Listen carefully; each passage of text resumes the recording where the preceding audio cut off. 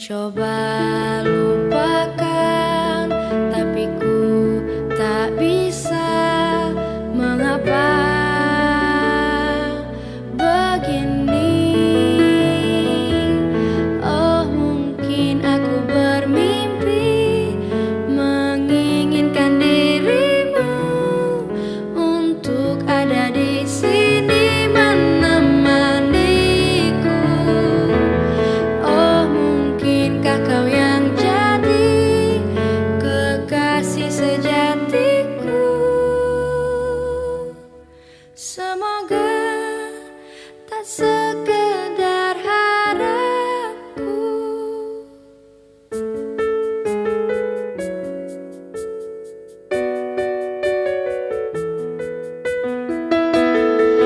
Mencoba lupakan, tapi ku tak bisa.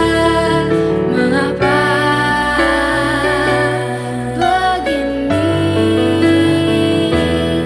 Oh, mungkin aku bermimpi menginginkan dirimu untuk ada di sini menemaniku. Oh, mungkinkah kau yang jadi kekasih sejatiku? Semoga tak sekedar harapku. Bila tak menjadi milikku, aku takkan menyesal telah jatuh hati.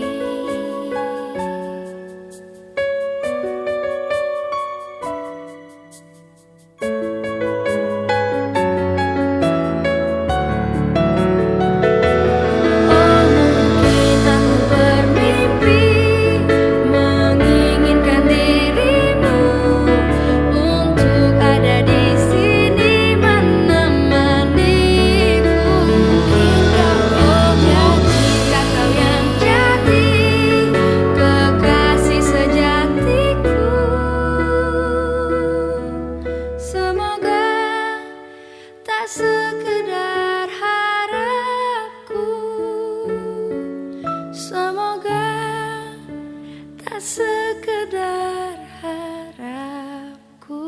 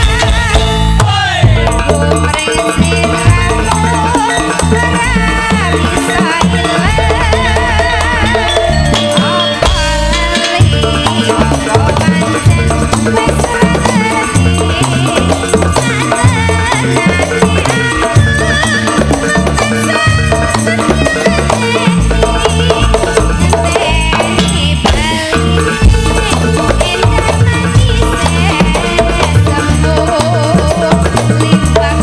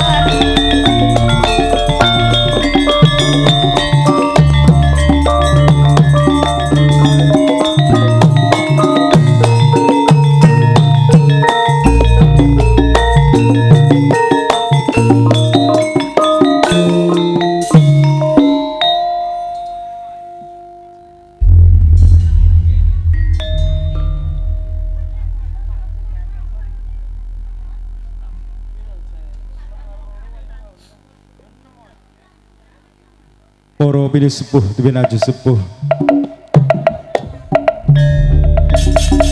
ingkang satuhu mestuti pepoyaning kautaman ingkang tuhu hormatan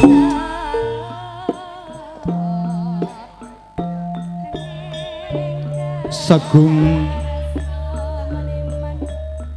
para kiai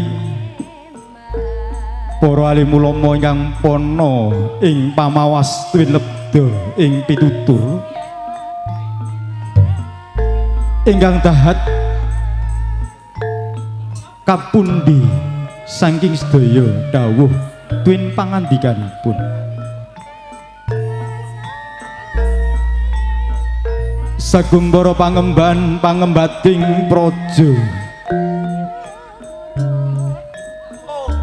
ingkang sinudarsana ingkang tuhu mahambektir budi dharma ingkang sinubenging pakurmatan ugi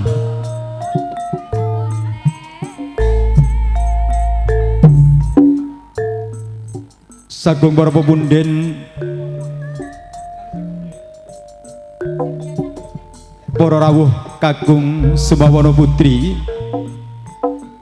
ingkang tuhu kinasing Gusti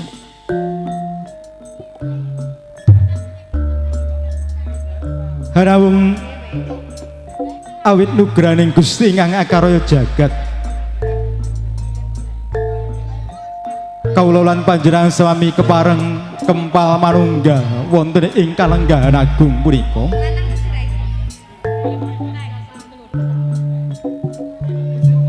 kanthi kawontenan raharja wilujeng hanamung kanthi sih welesang Gusti ingkang murebeng dumadi pramila punika sumangga kawula dherekaken ngaturaken puja puji tasyakur dhumateng karsa dalem Gusti ingkang murebeng dumadi ing mugi sarwining saliwiring kaharjan kabejan tuwin kebagas warasan tetep kasira wonten ing handika sami selawat sarta salam mugi tetep katur kunjuk dhumateng junjungan kita panutan kita nuwun punika Gusti Agung Muhammad sallallahu alaihi wasallam ingkang satuhu pinangka panuntuning kiblating panembah ing mugi kanthi anganut saya dawuh saking panjenenganipun kita sadaya dados ewoning priageng ingkang pikantuk kawilujengan wonten ing donya prapten ing dlahan samangke amin amin ya rabbal alamin. Kawistara sampun samapta titi wigatine adicara lan kawistara ugi sagung para tamu tuwin para lenggah sami katemben wirunggan rawuh lenggah wonten ing sasana palenggan mugi kasekecak manggenipun sami lelenggahan sinambi wawan pangandikan kalian kanca ruwang kanthi mardikaning panggalih angrantu menggah suatuhu tata titi laksita adicara wonten kalodhangan punika lumaksana haramung idi pangestu saking handika sami ingkang tukasuwun mugi panjenenganipun Ibu Nduryani gotrah keluarga anggenipun nindakaken tasyakuran pinanganten saking panjenenganipun Nimas Ayu Febiola Inggriani ingkang sampun kabundhut garwa dening keng putra saking panjenenganipun Bapak Didik Mustafa tuwin Ibu Wiwi Susianawati ingkang mawije saking laladan Rono Wijayan Siman Ponorogo ingkang peparatasma Dimas Bagus Yusron Adam Ferdiansyah. Mugi kaleksanan punapa ingkang sampun dados panjangga saking kekalihipun hanemahe satunggaling keluarga ingkang sakinah mawaddah rahmah wa barokah wonten ing donya prapten ing glahan kebareng sagung para tamu kasekecana samya lenggahan sinambi wawan pangandian kalian kanca ruang tuwin anggrahapi pasugata ingkang sampun katur debateng handika sami nuwun kawula nuwun.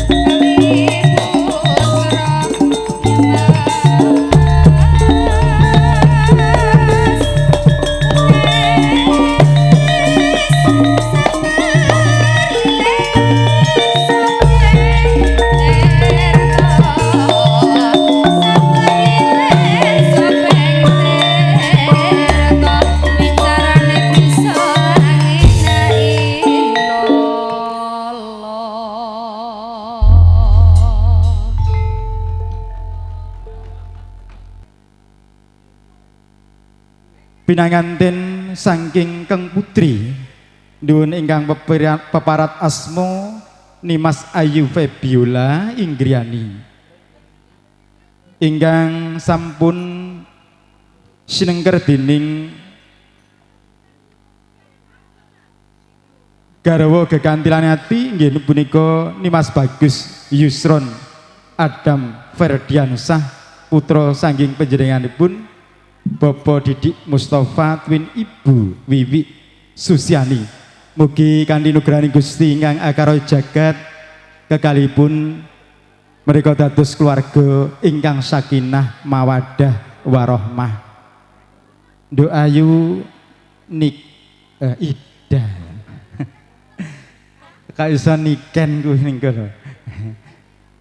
Doayu Ida iki kawistara amiyak sepining swasana ana ing adicara tasyakuran pinanganten wonten ing dalemipun panjenenganipun Ibu Nuryani menika ngresakaken kita sedaya saking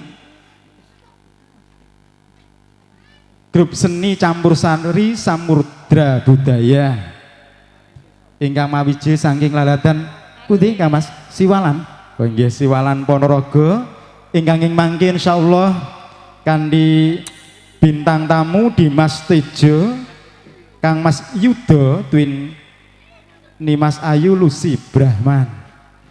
Nggih ingkang arsa rawuh wonten kalodhangan punika ayo Nduk Ida iki setunggal lagun kapiarsa wis dengah-dengah kuwi apa-apa iso Mas.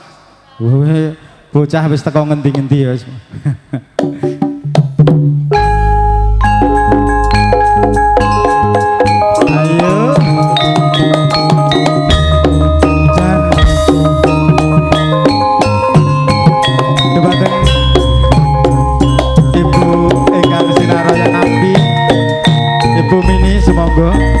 Goyangannya Bu Sunar cek apik dek iki asik asik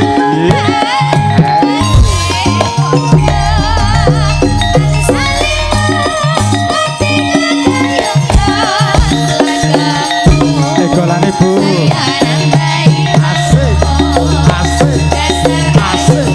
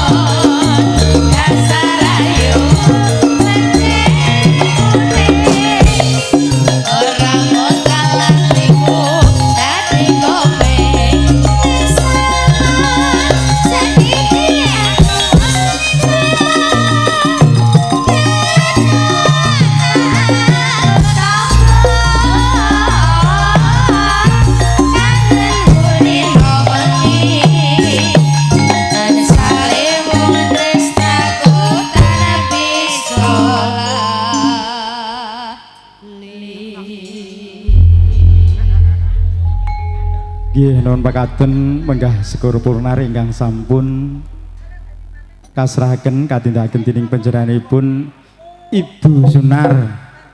Bu Sunar sih pripun wonten pamundutan lagu napa pripun pupung-pupung?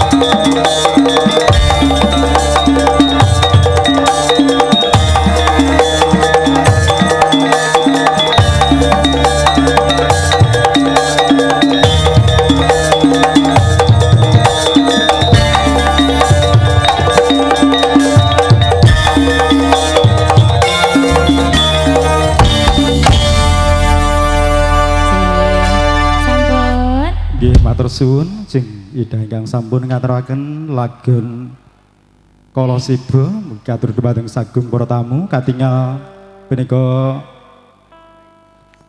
menggah lampahing adicara kawistara wis samapta dhumateng panjenenganipun juru paes mugi meratitisaken lampahing sedya nuwun jembuking pinanganten wirenggan dhumateng para priagung ingkang piniji mangarsani lampahing upacara adat meratitisaken mengkah lampahing sedya upacara jembuking pinanganten wonten ing kalodhangan punika mugi enggal samapta saengga adicara wonten kalodhangan punika enggal saged kaawitan. Nuwun dhumateng priagung ingkang piniji daya amratitisaken lampahing sedya jembuking pinanganten mugi enggal samapta ing jati dhumateng kadang juru rias menggah pinanganten putri mugi kabedha saking sasana rias kinanthi manjing sajroning sasana kinena adicara wonten kalodhangan menika enggal saged kaawitan. Bismillahirrahmanirrahim. Assalamualaikum warahmatullahi wabarakatuh. Matur nuwun kagem panjenenganipun para pinisepuh lan para pepundhen sepuh. Inggih menika ingkang kawula hormati. Lan matur nuwun malih kagem panjenenganipun para ustad inggih menika para haji lan para ulama ingkang kula hormati. Saderengipun kula matur wonten ngersa panjenengan monggo nderekaken puja puji syukur kalih kersanipun Gusti Kang Maha Kuwaos ing dinten Ari Kalenggang dinten Senen Kliwon. Sak perlu kula ngaturaken gunging penuwun dhateng panjenenganipun para pepundhen sepuh ugi para sesepuh tuwin para sederek ingkang wilayah Siman Ponorogo ing mriki.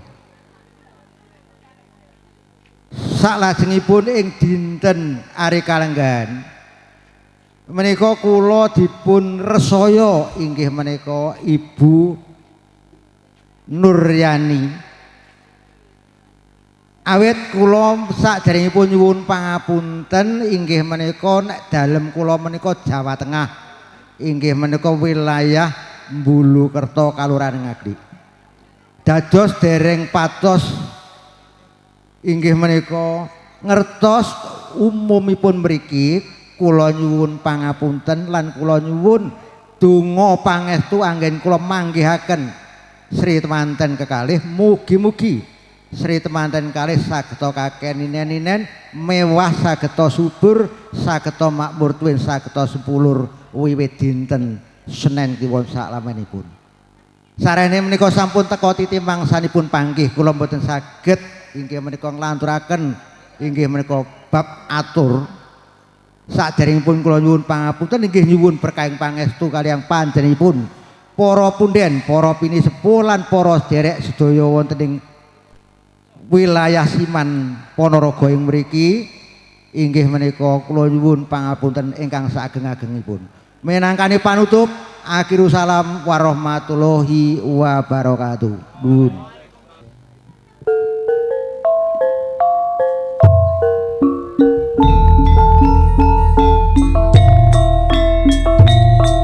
Nuwun kawula nuwun dhumateng sagung para bini sepuh dewi aji sepuh ingkang satuhu mestutening papoyaning kautaman ingkang tuhu kinurmatan.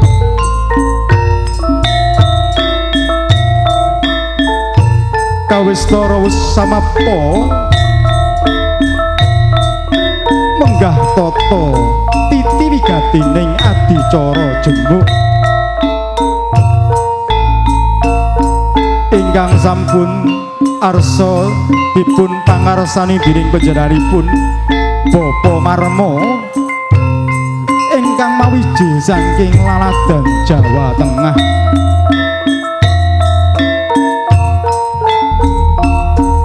Ingkang pinangka tetungguling yuda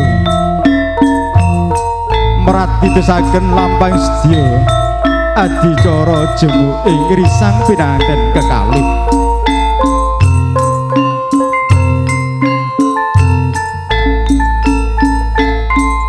Idi pangestu saking sedaya para rawuh sami ingkang kasuwun. Mugi estining griya lampahing upacara adat widi widana kang sinengker ing mangke lumampah lulus raharja tinebehna dening Rubeda cinelakna dening Kararjan satemah ayu ayu kang samya tinuju.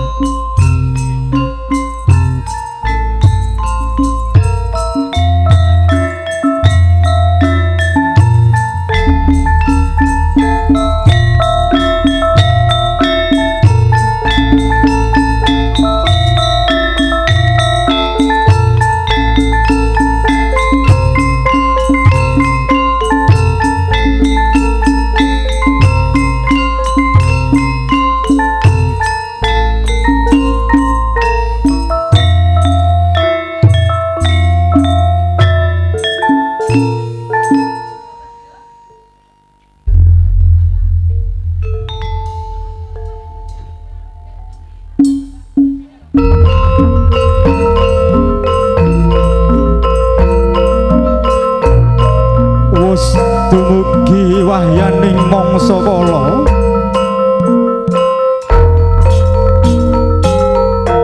subawahing kodrat saking panguwasing Gusti ingkang murbeng dumadi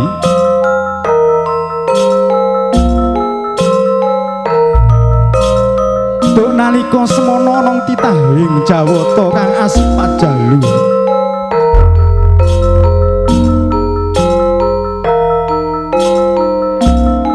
nampi dening satunggaling wanita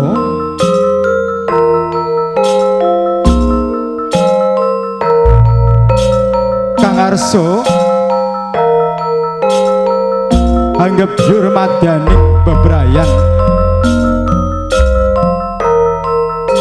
tuwin angleluri laksita harja edi endahing budaya luhung marama memardi mardawaning budaya tulus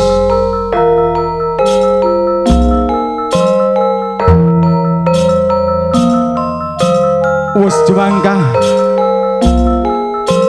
ndaya risang pinanganten kakung kang kinandhi dening Sagung Warda Wandawa damyak genya lumaksana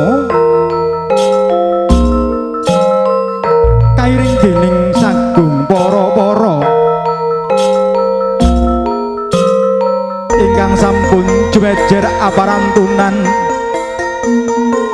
handherekaken lampah ing risang piranten sarimbit saribang piranten kakung. Wis prabyen ungyan kang tinuju dening risang piranten sakala kumlawe astane risang piranten kakung kanthi hambalang wujuding ganta kondang kalsih datang saronta uga risang piranten putri hambalang risang piranten kakung kanthi ganta kondang tutur punapa wujuding saking gantal-gantal dadi saking suruh kang matemurasi kang liniting tinangsulan lawe menah Purwangemu satunggaling pralambita yanto senajan sajuga jejer priya sawiji jejer wanita lamun to sampun manunggal karsa sedya miwah karsane gebyur bebrayan agung sakinah mawaddah warahmah Risang piranten kakung jenelak ing Bogor kencana wujuding antiga kapidak ing podo sakala risang piranten putri sumembah mringken kagungi tuwin angin amiji risang piranten kakung kanthi wujuding sekar taman punika ngemu satunggaling pralampita mugi kaicalan saking Sukerta tinebihna saking Rubeda jenelakna dening kabejan tuwin karaharjan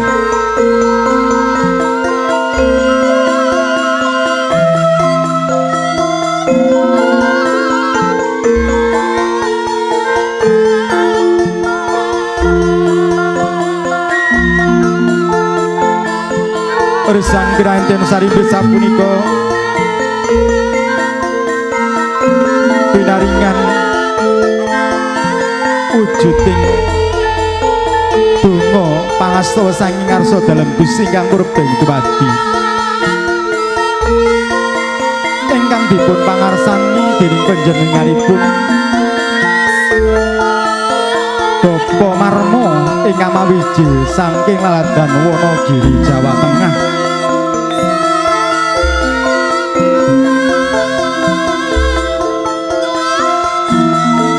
mugi kanthi panyuwunan dhumateng Gusti ingkang murbeng dumadi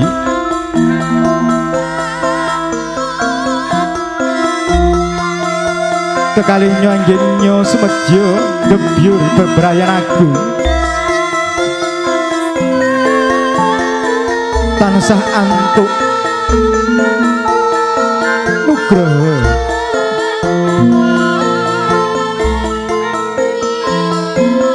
satemangiripun panggih pagesangan Purwa Madya Wusana saged rukun kaken-kaken ngantos ninen-ninen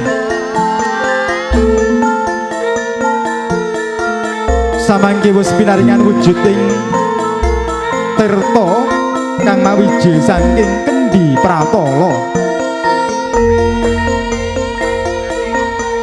tirta wening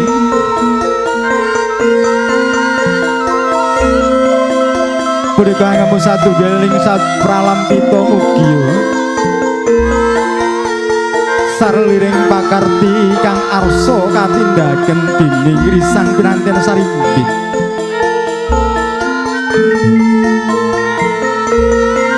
minanggih kasabaran saha kaberkahan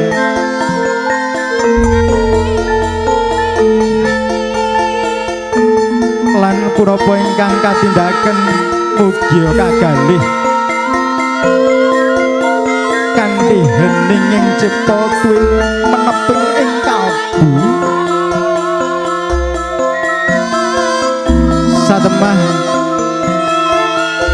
kulawarga kang pinanggih hayu hayem samya hangayomi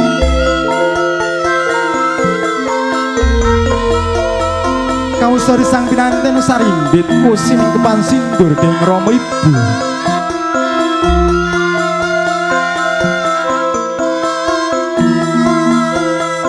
kuning wangemu satunggaling pralampita yen tori sang pinanten sarimbit tinuntun dhumateng rehing kautaman wani marang bebener wedi marang kanistan duwe sang pinanten sarimbit agung ginunggung winimbuhan kawibawan bebasan kadya jejering Narendra Kama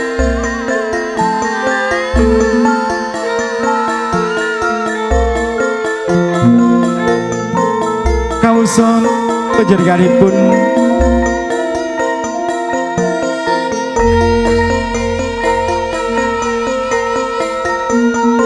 Sang Pinanten sarimbit sampunika sampun kalenggahaken wonten ing Damparadenta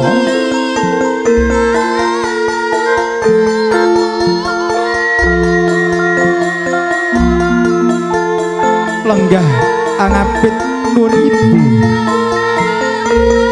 inggih punika panjenenganipun Ibu Nurayani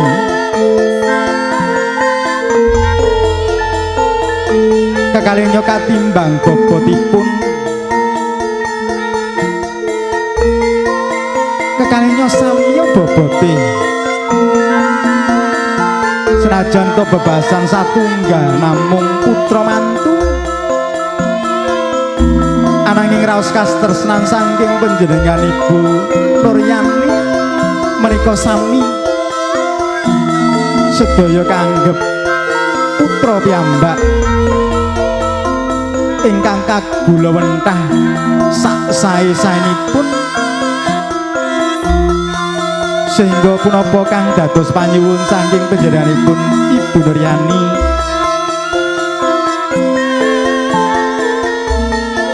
anggadhahi putra ingkang manggih pagesangan wilujeng wonten ing donya prapten ing dlangan pikantuk kawilujengan karahmatan sang ngarsa dalem Gusti ingkang murbeng dumadi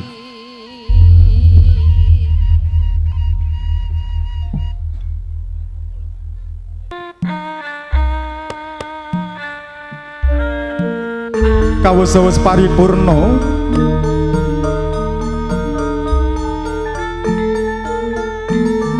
ndaya Ibu Nuryani Alawaksana tumuju wonten ing jumenenging kadang besan nulya panjenenganipun Bapak Didik Mustafa tuwin Ibu Wiwi Susianawati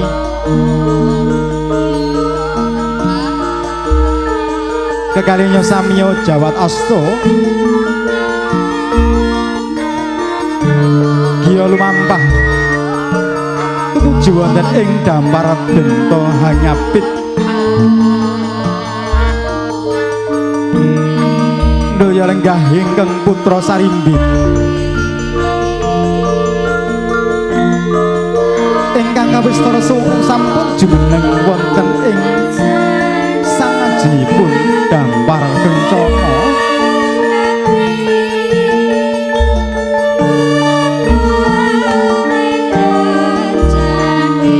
kawusa kekalihnya wis lenggah angapit kang putra sarimbit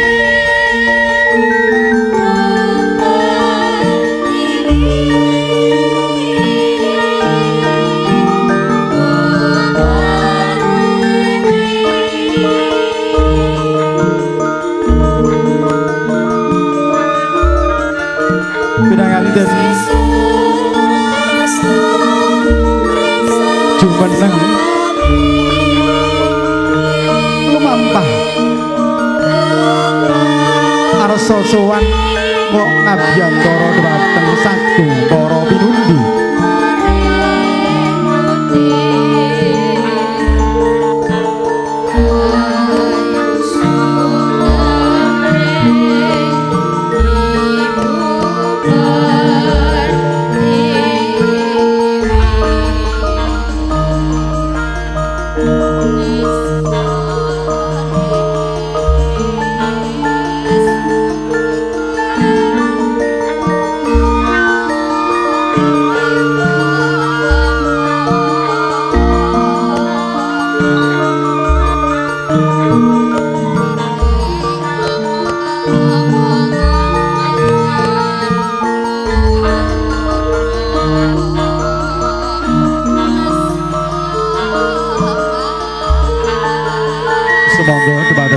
juru paes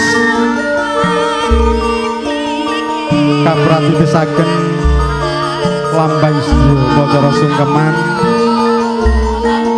mereka tamu ingkang rawuh langsung mawon tumuju wonten ing sasana ingkang sampun samapta mugi adicara kerombongan mereka saged kalajengaken.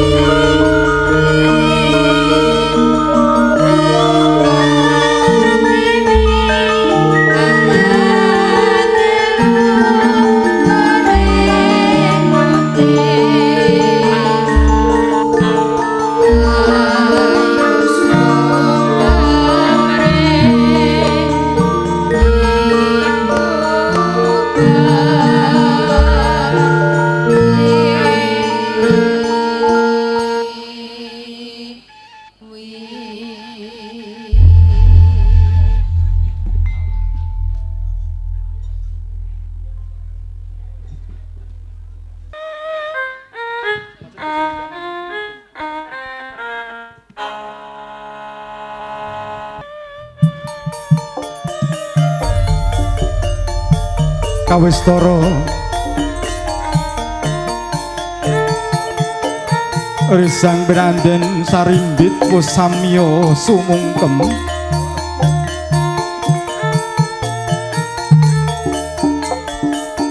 kekalihnya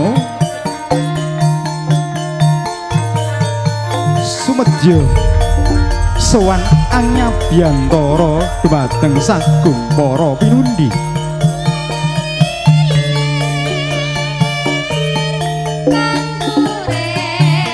Sigro tumungkul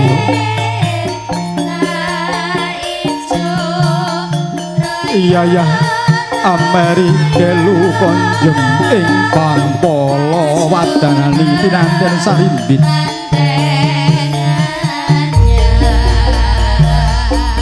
matempu ing asta suwung kemana jenggung kananing Rama Ibu sinartan angin ngandang rumeng tahing pangastawa saking Rama Ibu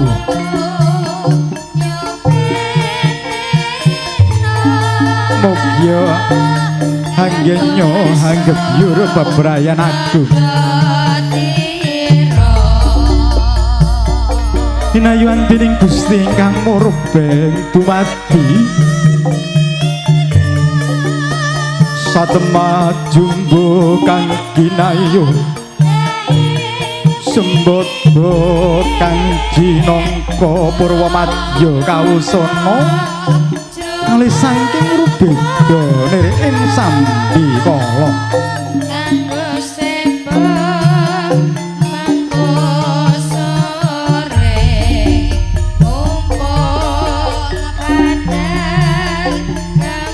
tanpa nandang sing Rama Ibu waspa tumedes amarwayan ana pangkoning Rama Ibu bebasan kadya mutiara rirunji punapa tedarunaning kekalih nyenget marang purwaning dumadi ugi enget yen to tiyang asepuh kekalih kang tansah anggula wentah duwe nanggukir jiwa raganing risang branten awit semana masih muda tumaruna nganti diwasa wis anindakna akrama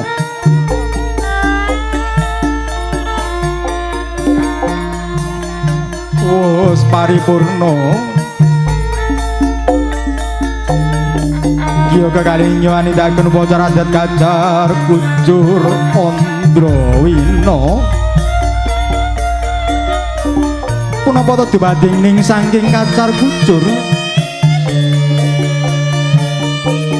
Kacar Kucur dibanding saking beras kapurapa Palawija arta receh kang pinangka lambanging Gunakaya. Ateges awit kalenggan punika Kenggarwa wus dados tanggung jawab risang pinanten kakung. Wujuding Kacar Kucur sinuntak ana ing kacu kang datan maleber. Ateges mugi kang putri dados satunggaling putri kang surti gemi setiti tur ngabekti dhumateng risang pinanten kakung. Wujuding Kacar Kucur pinaring dhumateng Rama Ibu punika satunggaling pralambita yen to putra kedah ngabekti dhumateng tiyang asepuh kekalih.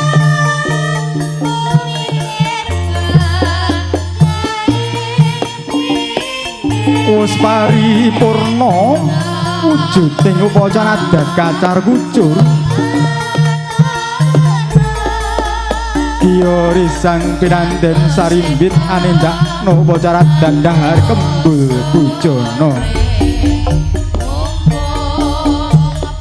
Dahar sepo punar ulam sari sesarengan punika ngemu satunggaling pralambita yen to kekalihnya sampun manunggal karsa manunggal sedya nyawiji dadi siji gebyur wujuding bebrayan agung ingkang kebak kanugrahan ingkang manggih pagesangan wirijing ana ing donya prapten ing dlahan.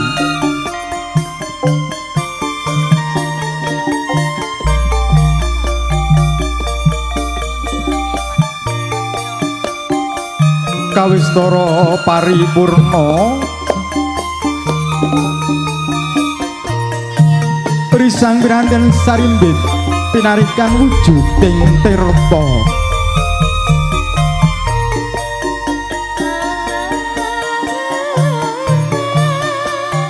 tirta kang pinangka ambangi kauripan ateges. Mugi risang pinanten sarimbit enggal antuk nugrahaning Gusti arupi golek kencana lan munta jejer putra dadi putra kang saleh lan munta jejer wanita dadi putri kang saleh. Salam bagi adicara duwe adicara paripurna. Mugi kasekecokno dhumateng Ibu Juru Paes anggenipun amrati sangken lembah adicara adat candhaipun ngantos paripurna. Nuwun kawula nuwun.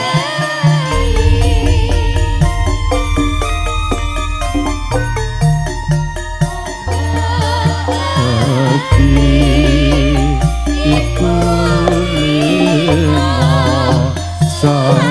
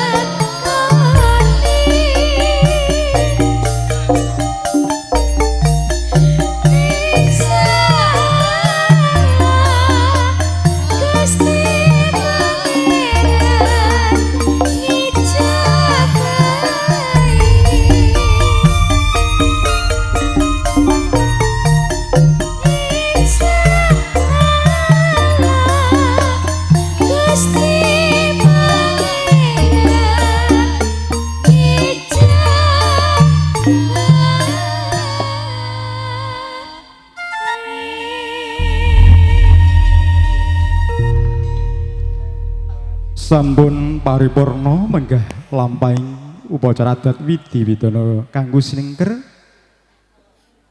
hangiti wekdal ingkang sampun sawantawis siang kepareng enggal kita purwakani adicara wonten ing kalodhangan punika kanthi serangan hamaos al-basmalah. Bismillahirrahmanirrahim. Mugi kanthi waosan basmalah punika sarwining gati purwa madya kawusana kalih saking rubeda lirik ing sabikala. Adicara ingkang angka kalih nuwun mriku waosan ayat-ayat suci Al-Qur'anul Karim wirengga dhumateng panjenenganipun ingkang kabiji menggah sasana pangudha swara kawula aturaken nuwun. Assalamualaikum warahmatullahi wabarakatuh. A'udzu billahi minasy syaithanir rajim.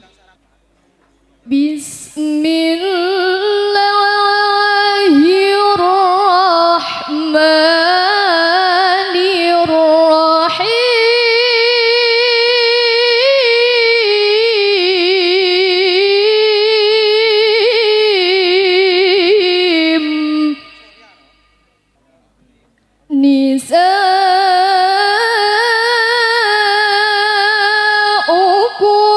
harthun lakum fa'tu harthakum anna syi'tum wa qaddimu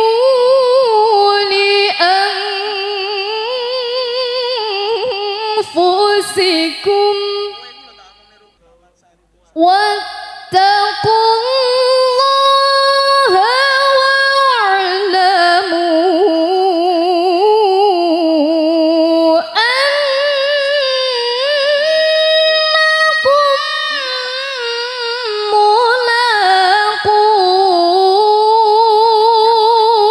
ملاقوه وبشر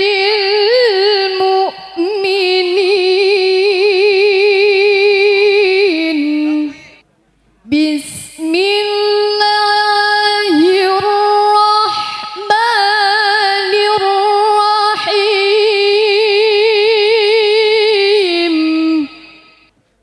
ومن آياته أن خلق لكم من أنفسكم أزواجا من أنفسكم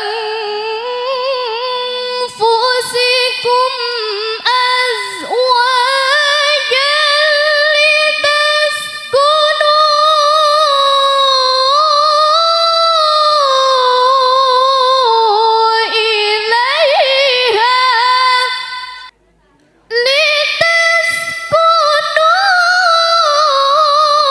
لتسكنوا إليها وجعل بينكم مودة ورحمة إن في ذلك لآيات لقوم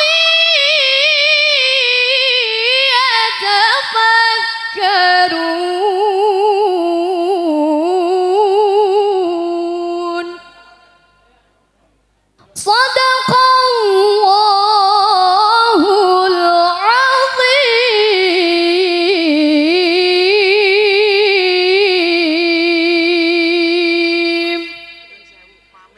Wassalamualaikum warahmatullahi wabarakatuh.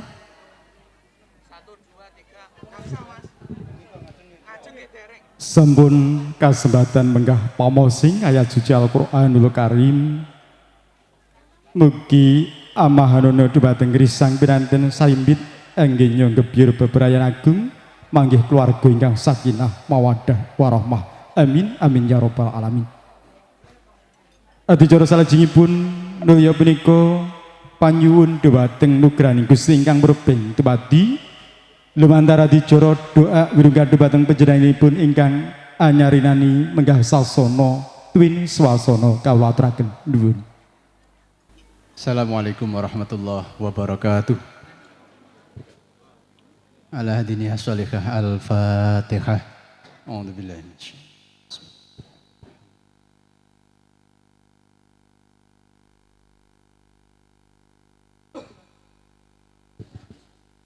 Allahumma salli ala Sayyidina Muhammad wa ala Sayyidina Muhammad. Sallim radhiyallahu tabaraka wa ta'ala an kulli sahabati Rasulillah ajmain walhamdulillahi rabbil alamin. Hamdan syakirin, hamdan na'ibin, hamdan yuafi ni'amahu wa yukafi'u mazidah.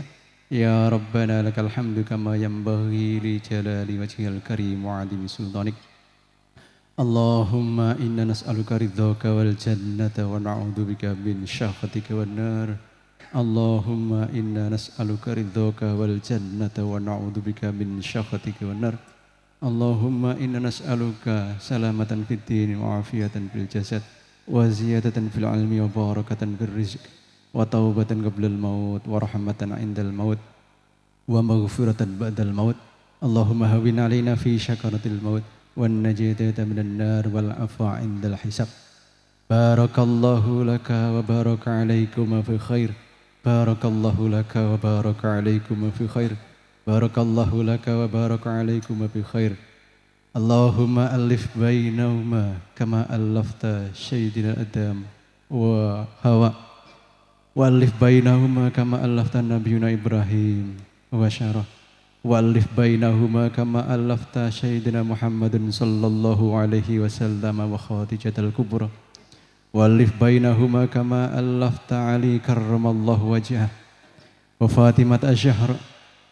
Allahumma rzuq lahuma rizqan wasi'an halalan tayyiban mubarakan. Allahumma ja'al hadha baladan aminan warzuq ahlahu minats thamarat man amana minhum billahi wal yawmil akhir. Rabbana hab lana min azwajina wa dhurriyyatina qurrata a'yun waj'alna lil muttaqina imama. Allahumma daf'anna al-ghala wal waba wal fahsya wa syuyufal muhtalifah والسدائد والمحان ما ظهر منها وما بطن من بلدنا هذا خاصة ومن بلدان المسلمين عامة إنك على كل شيء قدير. ربنا تقبل منا إنك أنت السميع العليم وتب علينا إنك أنت التواب الرحيم. ربنا آتنا في الدنيا حسنة وفي الآخرة حسنة وقنا عذاب النار. سبحان ربك رب العزة عما يصفون wassalamun alal mursalin walhamdulillahi rabbil alamin. Assalamualaikum warahmatullahi wabarakatuh.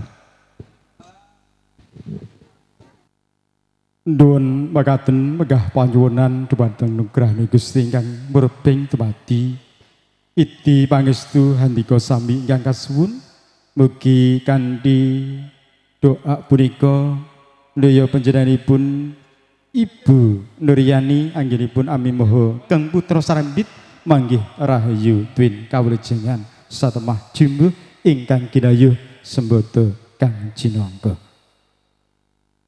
Hanganji adicara salajengipun nuwun punika atur pangayu bagya saking ingkang hamenggo gati wirenggan dhumateng panjenenganipun ingkang kabiji megah sasana sabda purwa madya wusana katuraken nuwun.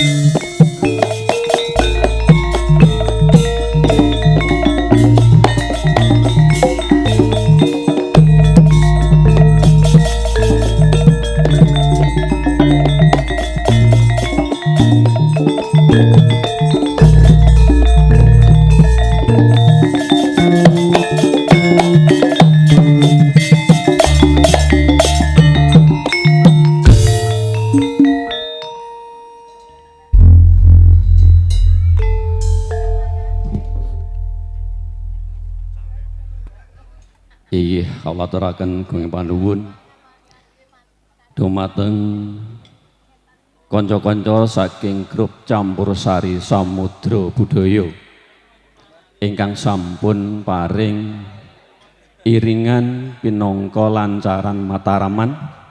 Inggih mugi-mugi kemawon lancaran yang sampun dipun paringaken dumateng kula mugi tansah ndadosaken lancaripun acara wonten ing sang menika. Amin ya rabbal alamin. Assalamualaikum warahmatullahi wabarakatuh. Alhamdulillah rabbil alamin wa bihi nasta'inu ala umuri dunya waddin. Asyhadu an la ilaha illallah wahdahu la syarikalah wa asyhadu anna Muhammadan abduhu wa rasuluh. Allahumma sholli wa sallim wa barik ala Muhammadin wa ala alihi wa ashabihi ajmain. Amma ba'du. Para bapak ibu tamu undangan sedaya ingkang minulya, mriginipun kadang ingkang hamengkugati jenenganipun Mbak Yu Nuryati kedalasan inggih jenenganipun Mbak Yu Nuryani nunggil karso kalian jenenganipun Bapak Didik Mustafa sarimbit garwa ingkang kula hormati. Nuwun kawula nuwun wonten ing kalodhangan sang menika kawula cumantaka matur wonten asandika sami pinangka talang atur nyanipun ingkang hamengkugati anamung saderengipun inggih mugi-mugi anggen kawula matur mangke purwa madya wusana boten tumpangsuh saged katampi kanthi gamblang. Amin ya rabbal alamin.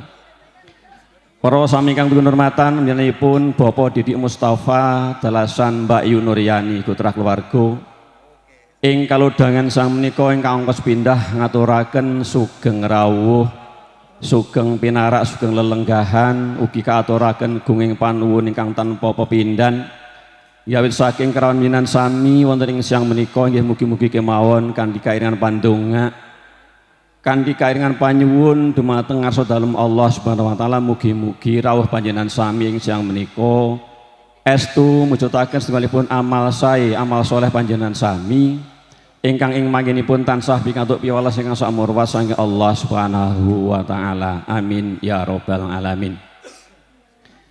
Mboten kata lumpen mbok bilih anggenipun nampi anggenipun ngaturi saha marga rawuh sami wonten ing titi kalodhangan sang menika kathah kekiraan saha kalepatanipun Mbak Yu Nuryani dalasan Bapak Didik Mustafa lumatar kawula mawantu-wantu nyadong duka sewu lepat nyuwun sehlum wonten ing samudra pangasami.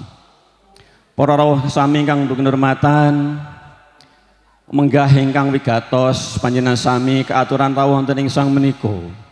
Panjenenganipun Mbak Yu Nuryani dalasan Bapak Didik Mustafa estu nyuwun doa restu andika sami katujuaken mring Sri Atmaja pinganten sarimbit inggih mugi-mugi kemawon anggenipun lelumban wonten ing madyaning gesang bebrayan anggenipun ngayahi gesang enggal ing madyapada menika mangke mugi tansah pinanggih rahayu kalih saking rupeda baya nirsampikala satemah jumbuh kang sarta ginayuh sembodo kang jinangka dadi kang KSD. Amin ya rabbal alamin.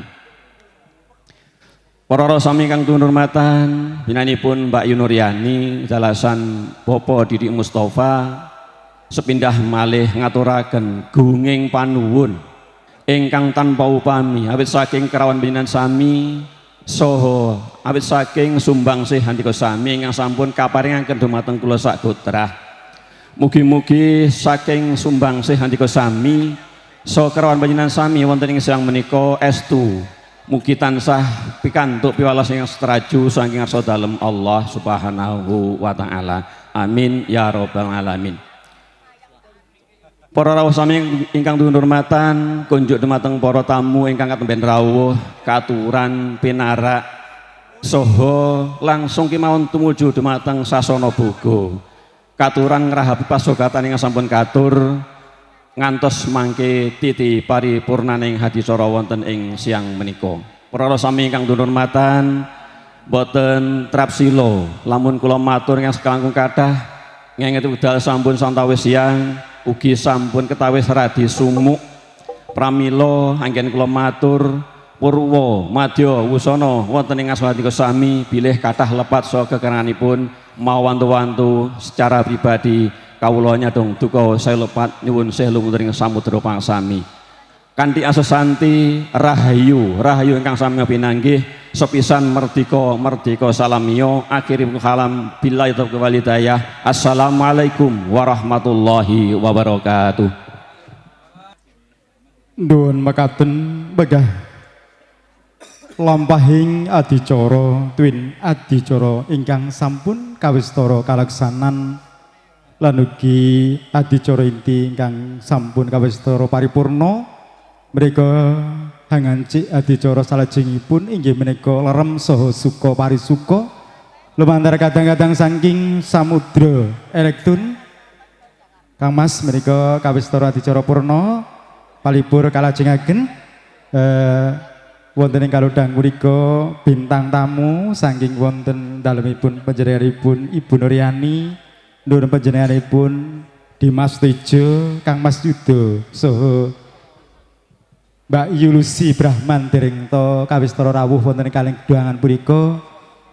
Lha ya kira-kira jam 1 lagi terus wonten ngajeng kersane Mas Dimas lumebet wonten ing sasana palipur sehingga adicara wonten ing kalodhangan punika hadirocara suka parisuka enggal kalajengaken. Sumangga Kang Mas mereka setunggal lagun kapiarsa wonten ing kalodhangan punika anggiringi rawuhing sagung para tamu ingkang katemben anindakaken dahar wonten ing sasana bangga.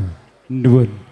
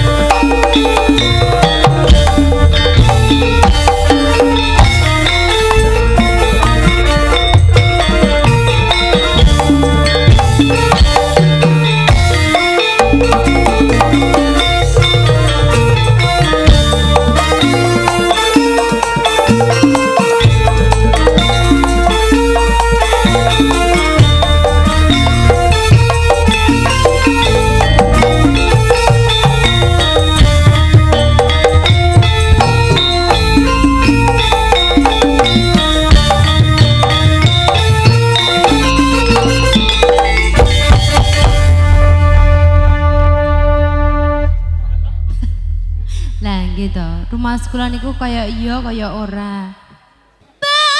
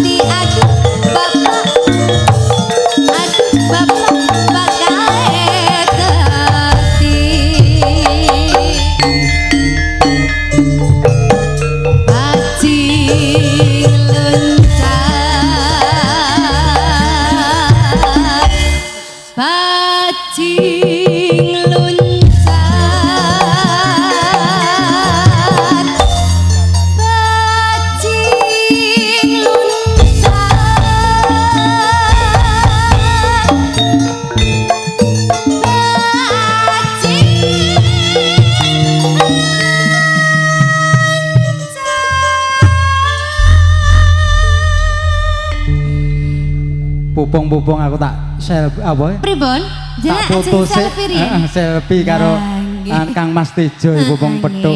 Sugeng rawuh menika dumateng Kang Sugeng Mas rawuh Tejo. dumateng Dimas ya. Lah nek kula Kang Mas mawon. Iya.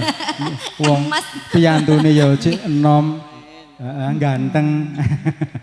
Iki sugeng rawuh Dimas menika wonten ing kalodhangan punika adicara kawistara sampun lumampah.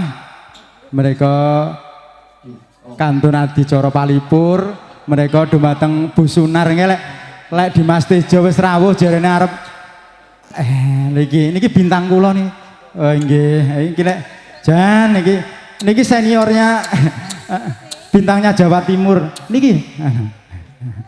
Nggih. Jan pupung karo demoken wetengmu. Iki lho aku ra iso ndulek.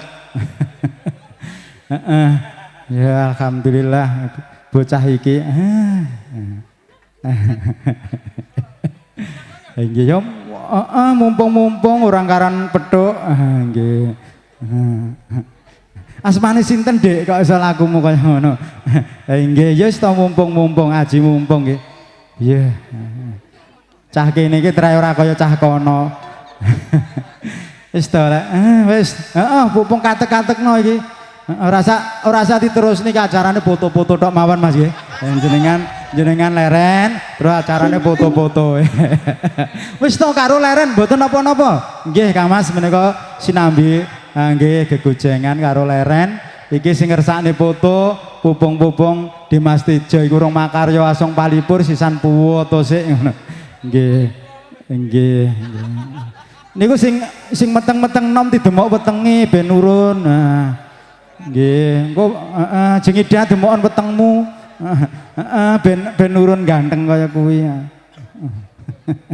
Nggih, sumangga ingkang ngersakaken foto pupung cethuk karo kanca-kanca samudra iki. Kanca-kanca samudra ben lerem sawantawis wae. Kepisan ya kurang trima. Kowe pisan ora trima. Jan kulino. Kulino rakur pisan cah iki. Nggih, wis to tutupno mumpung cedhok kok. Nggih. Alah mutung. Oh, nggih. Nggih. Nggih kawistara menika atur palipur Dimas menika katuraken palipur dhumateng panjenengan. Oh nggih, kersane leren. Nggih setunggal lagon. Oh nggih niki nuwun melih. Nggih. Nyun sewu Kang Mas wonten tengah mawon niku wonten pamundutan foto. Nggih. Wis to. Nggih, ayu-ayune mbae ya ayu, putune ya ayu. Mbae kek niku nggih putune alhamdulillah ayu kabeh. Boleh iki piye to? Aduh. Wes saking semangate lali alate ra digawa Kang Mas. Fotone nyilih kamerane iki ya pupung. Iya. Kadung mingkem ra nek sing moto. Aduh. Iki wis. Nggih. Oh nggih. Lek nggih wis to. Ora ngerti karepe mboke to Mas iki. Mboke mben awet enom, awet guyu. Nggih. Nggih senyum-senyum. Wis pun jenengan ngamplok sing kenceng biyo wis ta. Pupung alhamdulillah. Nggih. Niku ingkang kagungan dalem Kang Mas. Nggih. Nggih. Ya amplop-amplop koncong apa piye ngono. Nggih. Nggih, ya cocok kuwi. Lah iya, iki oleh usulan. Dimas Tejo rene kok nyanyi ora kon foto jarene. Weh piye? Bocah iki nuwakal cah iki. Nuwakal cah kuwi. Lah iya. Pun ta Mas menika mumpung pinanggih. Mulai ra ngono ya ra iso pinanggih karo Dimas Tejo kok. Wis to antriane malah saya dawa. Iki melu foto ora sing klambi batik iki. Kae lho kalau bocah iki kae. Ha iya. Kene, bojo loro ora apa-apa. Lho wong sekali-kali bojo loro ya ora apa-apa kok. Monggo. Bu Nur saged foto mriki, pupung-pupung apa engko? Oh nggih. Nyun sewu saking ingkang kagungan dalem nyuwun foto. Cah kuwi aja dipoto ngelokne Mang. Kan nggih menika nggih isih setunggal niki. Bibar setunggal menika kasuwun foto kalian pinanganten nggih. Oh, alok gak usah anu ya melu.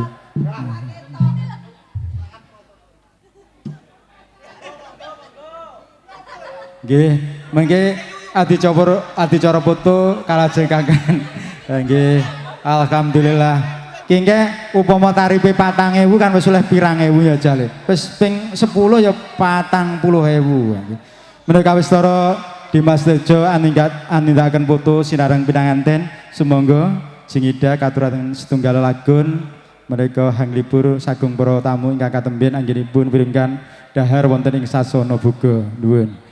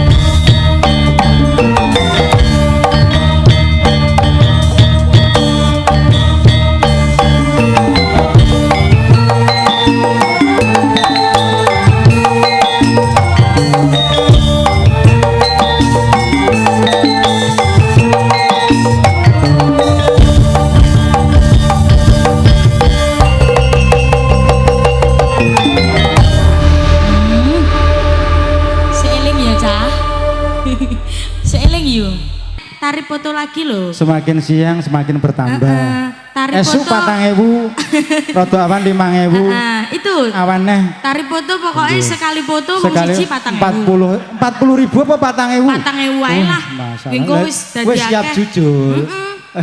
Duwe ewan apa ora? Duwe kricik. Oh nggih. Ya, foto pisan 4.000. 4.000 ketika kimbuan loro lho.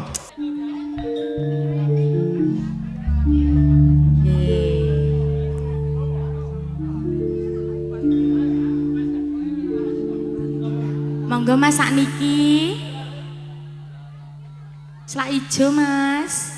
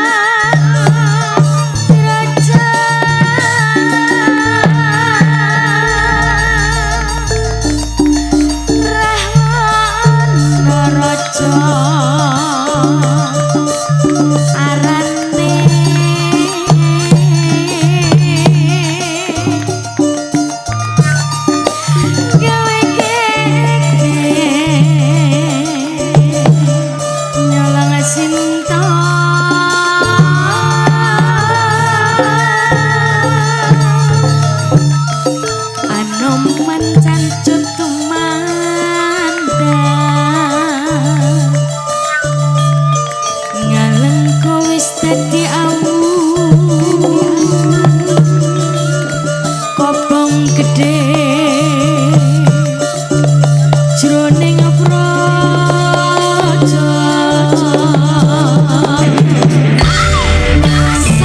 budaya.